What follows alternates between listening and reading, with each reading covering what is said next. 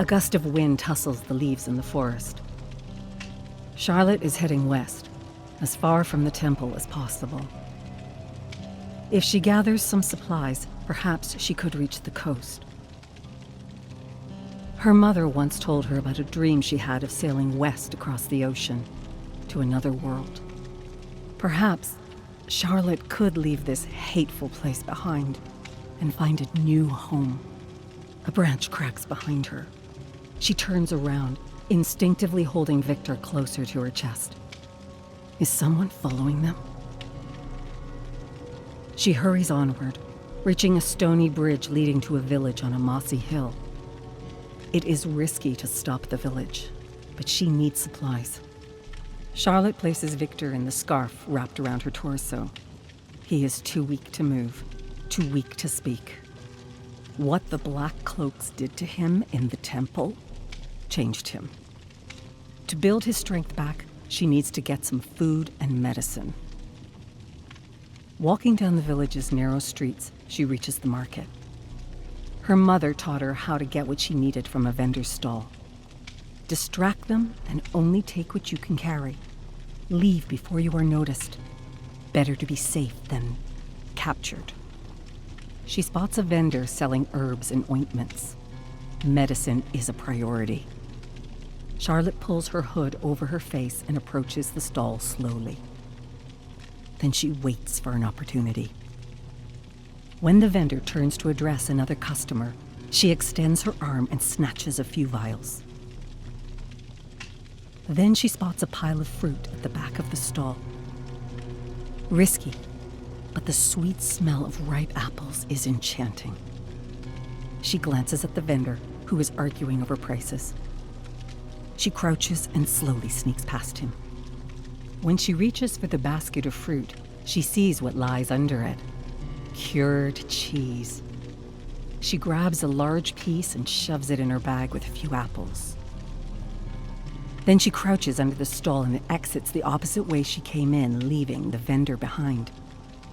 Walking hurriedly, she heads down the street where beggars are kindling rubbish. Despite the stink, the warmth of the flames feels good. Suddenly, a heavy hand falls on her shoulder. A towering man with a bow in his hand is staring down at her. He smiles menacingly. Hunters were talking about you. You're gonna make me a rich man. Charlotte kicks the burning pile of garbage and embers spill on the ground, igniting a puddle of wine. Panic spreads faster than flames as several villagers push the beggars who are trying to stamp out the fire. Amid the commotion, Charlotte darts off, but the menacing villager snatches her bag, bringing her to a full stop. Panicking, she tears the strap of her bag and lets its contents spill onto the ground. Then she runs at full speed until she reaches the stony bridge. Looking over her shoulder, she sees black smoke billowing from the village. Her stomach churns. She once saw a face licked by flames before, cheeks charred like crisp leaves. She bites her tongue, trying to repress the memory. She cannot slow down. The villagers could be on her chase. She heads into the woods, running until she could no longer smell smoke in the air. Charlotte reaches a muddy patch in the woods. Going further this way would leave a trail. Right now, she could not risk it. One of the villagers could be tracking them. The river is the safer route, since it would leave no trail behind. She steps into the icy water, her oversized boots splashing around. In seconds, her clothes are drenched. When the wind howls, her freezing flesh is set ablaze. After several hours of trekking in ice-cold water, she reaches the bottom of a colossal waterfall, the end of the road. A plateau lies above, midway between the river and the top of the waterfall. It would make for a difficult climb, but it is possible. If she reaches this plateau, the view would allow her to spot any villager on her trail. She could sleep soundly for the first time in weeks. Looking down at Victor wrapped in her scarf, she sees how pale he looks. They both need their rest. Charlotte examines the rock wall surrounding the waterfall, looking for holds and grips in the boulder's shapes. Then she tightens her scarf around Victor to keep him in place. She reaches the cliff and grabs the rock wall. 1 foot up, then another. Her arms tire first. She lands her right foot on a protuberant boulder and shifts her weight to relax her muscles. But her heel slides out of her oversized boot. Ignoring her aching arms, she holds onto the cliff, pushing her foot hard against the boulder to force the boot back on. But the boulder shifts under the pressure and comes loose. Suddenly, there is nothing but air under her right foot. The boulder tumbles down the cliff along with her boot, plunging into the river. Charlotte's arms are shaking and she cannot move.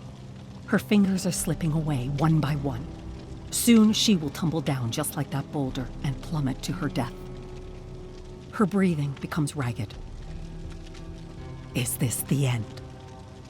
She promised Victor she would save him, that one day they would be free. Is this the best she could do? A brutal plunge to their death? No, she promised him. She would save him, like she saved Mama.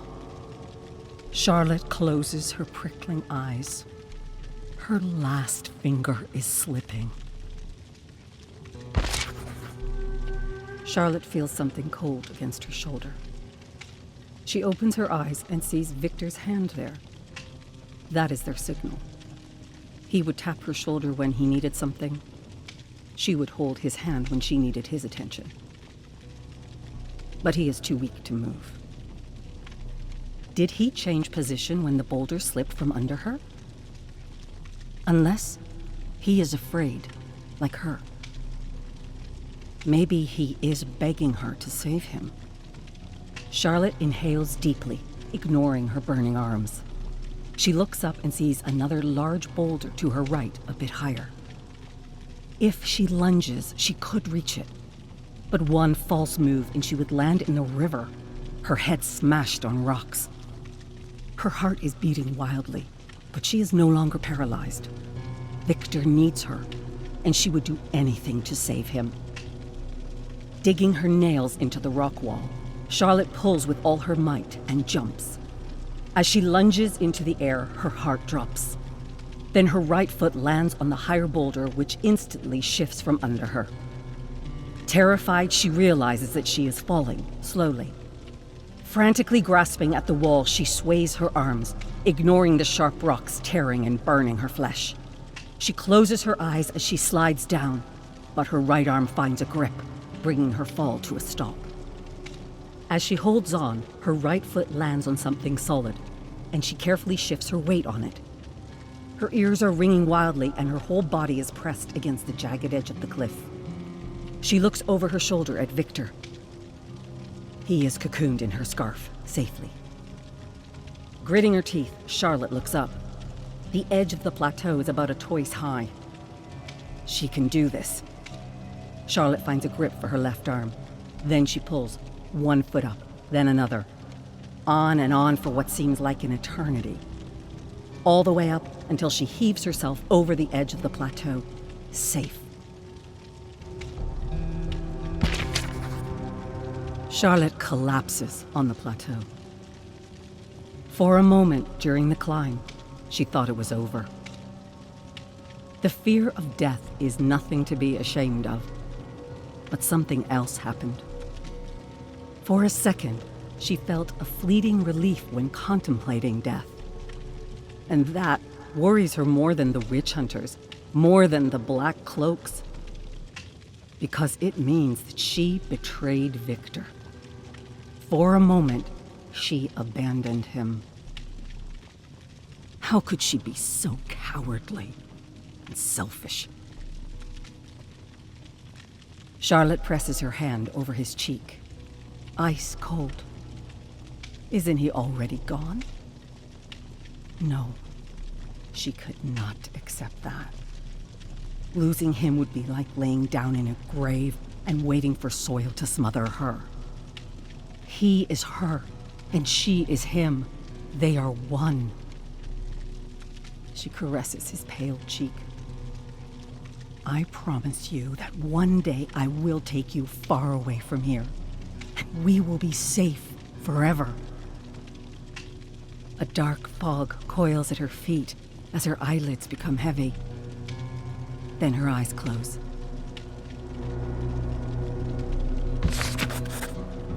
Charlotte opens her eyes.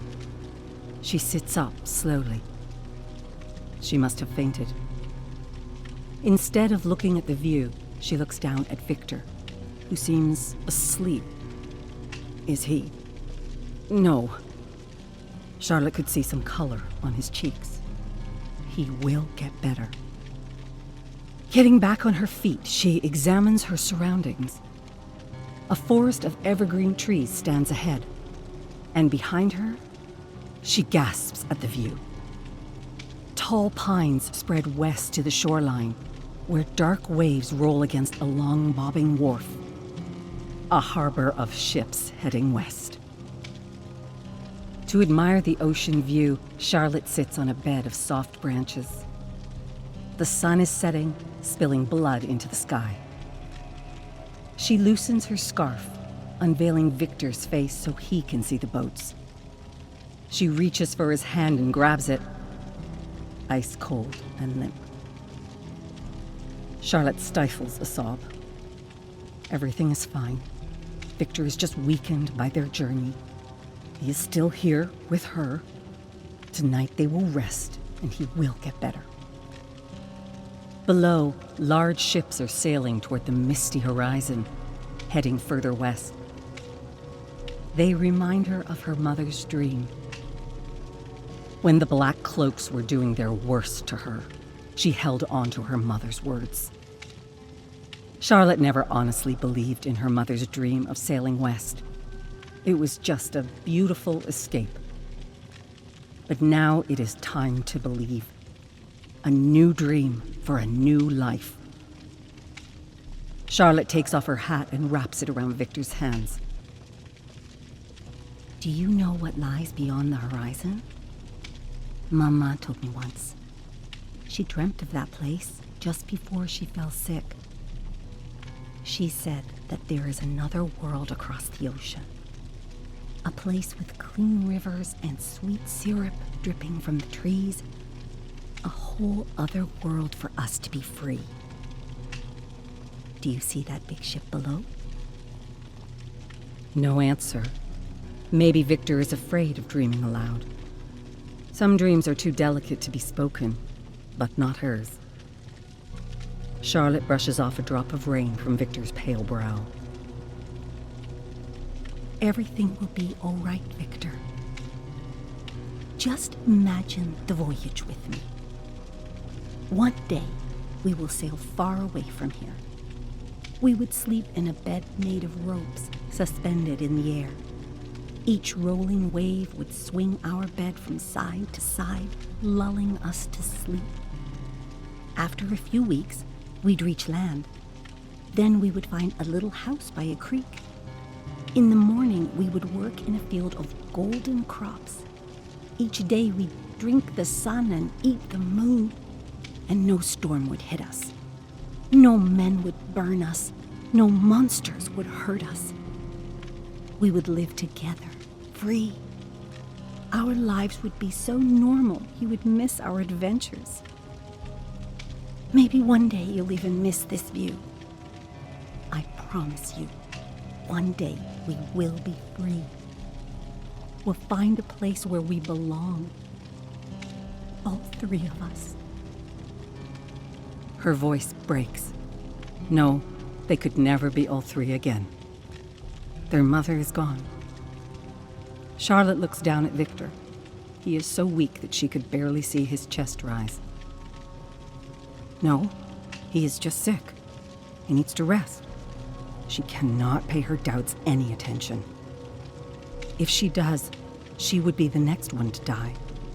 And then all three of them would be lost. Charlotte closes her eyes. She can almost feel the lush leaves brushing against her legs as she runs through an open field. Victor is laughing in her arms. They are far away from here.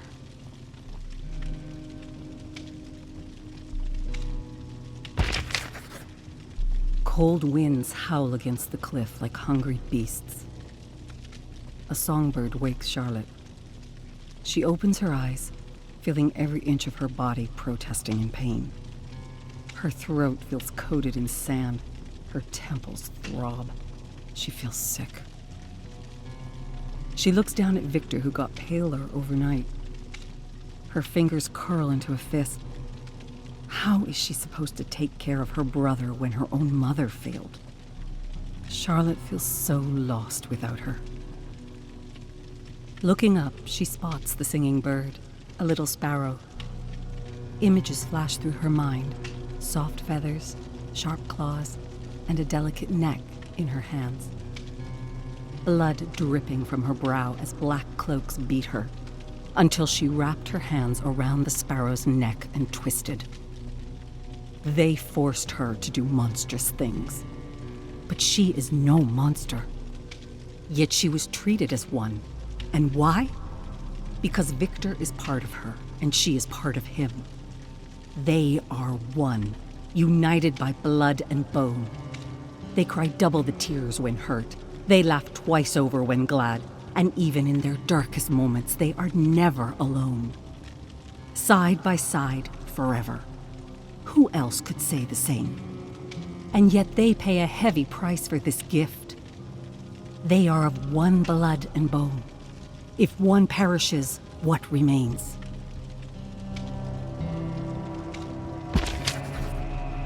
The night sky is clear and speckled with stars. Charlotte feels too sick to move. Victor must feel worse. Or does he? A low, feral growl echoes from the woods. Charlotte can barely see ahead, but the hairs on her neck rise. Something in the dark watches her. She grabs Victor's hand. Stay calm. Holding a large branch in her trembling hands, she walks towards the noise. Wolves are known to hunt far from villages. The further she travels, the higher the risks of running into one. While scanning the darkness, she spots a crimson trail on the glittering snow. Further ahead, a large wolf is lying in the snow, its gray fur marred with blood. An arrow is planted in its neck. Hunters must have left it to die. The wolf growls as its dark eyes land on her, but seems too weak to move. Then she hears a high-pitched cry. A little white cub hides under the wolf's leg.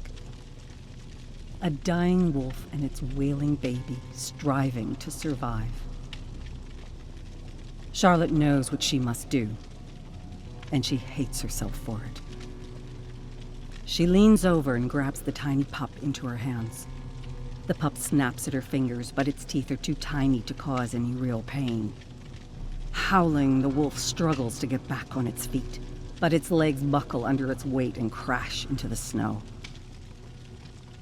Charlotte ignores the dying wolf's whimpers and digs a hole in the snow too deep for the pup to climb out of. When Charlotte's own mother screamed in agony, she wished someone would have ended her suffering. Charlotte approaches the pup's mother with trembling hands. The wolf growls as she grabs the arrow. In one swift motion, she pulls it out. The wolf howls in anguish and collapses. The cub cries in response, frantically digging itself out of the snow. Charlotte waves her branch at the pup and screams. Run! Run! The pup growls weakly, then darts off into the night. Charlotte's vision blurs as tears mingle with the blood splattered across her face. Is she any better than these hunters? The wolf was too far gone. Such unnecessary pain was cruel. And the hunters would have trapped its pup if it remained close. A life of captivity with its mother's killers. No, Charlotte did them both a mercy. She knows what it is like to be captured by such monsters.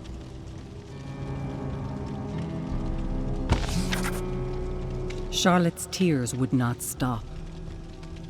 Her remorse for killing the wolf triggered a growing tightness in her chest. 2 years ago, she would never have been able to kill another being. And yet, is it humane to watch an innocent being suffer cruelly to death? She would have preferred walking away, but she knows better. Her mother's suffering taught her better. When her mother was captured by witch hunters, Charlotte convinced herself that there was nothing she could do. But it was not entirely true.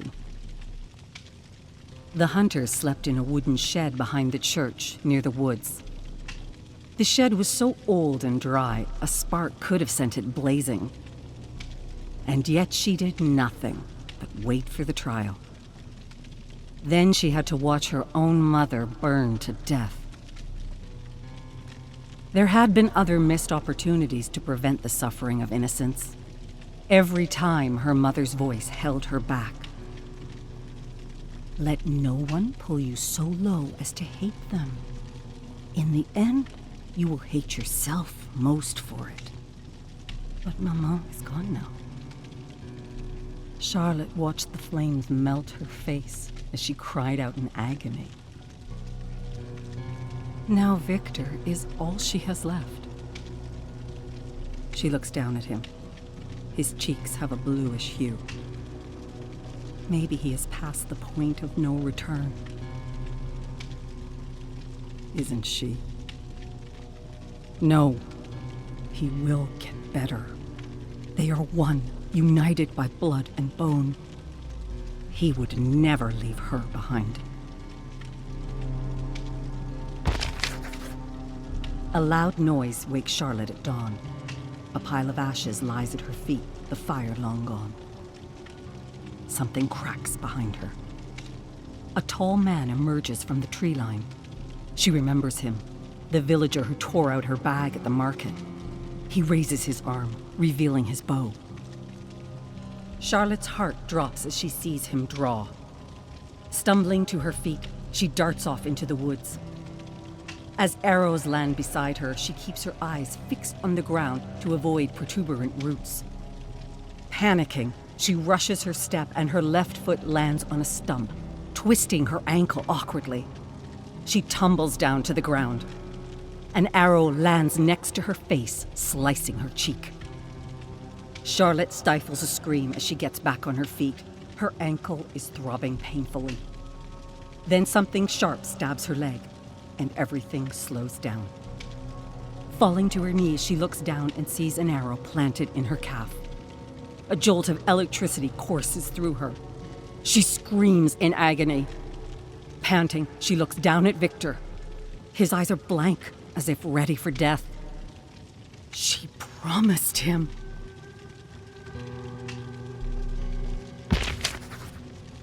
Charlotte grits her teeth and takes a step forward, dragging her injured leg. The pain is torturous, but she ignores it. Victor needs her. Looking up, she sees a large oak tree perched over a small hill. She could hide there. Every step uphill is an agonizing cycle of tearing and burning. She bites her tongue to stifle her cries, tasting blood. Once at the top, she hides behind the oak tree to catch her breath. But her vision blurs, and she collapses into a pile of dead leaves. The tip of the arrow dug underneath her skin, tearing up her tissues. She presses her palm against her burning wound. So much blood. Her ears are ringing. Nowhere to run. No escape. Sailing to the new world is an impossible dream. A branch cracks behind her. Charlotte caresses Victor's cheek. They are one, united by blood and bone. He is her and she is him. If one perishes, what remains? Groaning in pain, she sits up slowly. Nothing will tear them apart. Not even death. They are side by side forever.